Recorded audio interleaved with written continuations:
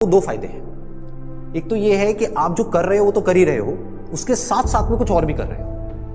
That could be as simple as say an English speaking course और a personality development course, और may be something to do with communication skills, way of presenting yourself. ऐसी बहुत सारी चीजें हैं जो आप आजकल ऑनलाइन भी सीख सकते हो और ऑफलाइन भी सीख सकते हो।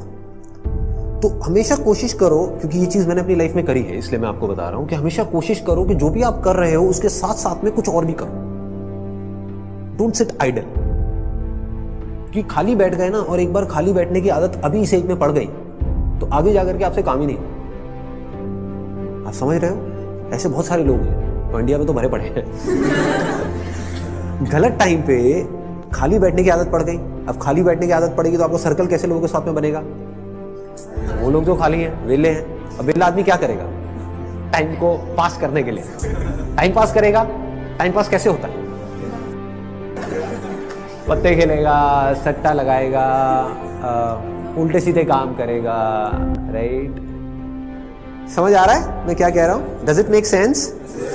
कि अगर आप खाली हो गए, चॉइस आपके हाथ में है। एक ऐसा करियर चूज कर लिया जहां पर कि आप गए, कुछ क्लासेस अटेंड करी और उसके बाद में खाली हो। अब आप कह रहे हो कि यार सही है, खाली टाइम है तो अब टाइम पास करो। This is one option that you have got. Second option क्या है कि खाली टाइम है, इसको यूटिलाइज करो।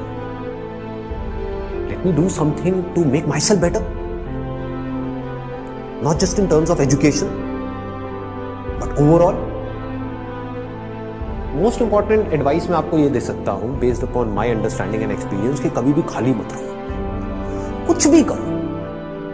कुछ ऐसा हो सकता है जो आपके करियर से बिल्कुल भी रिलेटेड नहीं है, लेकिन आपका मन कर रहा है अंदर से करने का, और उसमें कोई बहुत बड़ी इन्वेस्टमेंट नहीं है, ना टाइम की ना पैसे की। फॉर एग्जाम्पल, स्टीव जॉब्स का नाम सुना है आप लोगों ने? तो he was in one of the best universities in the world, और उन्होंने साथ साथ में क्या किया था पता है किसी को? कैलीग्राफी। कैलीग्राफी। अब सोचो कहां है कनेक्शन?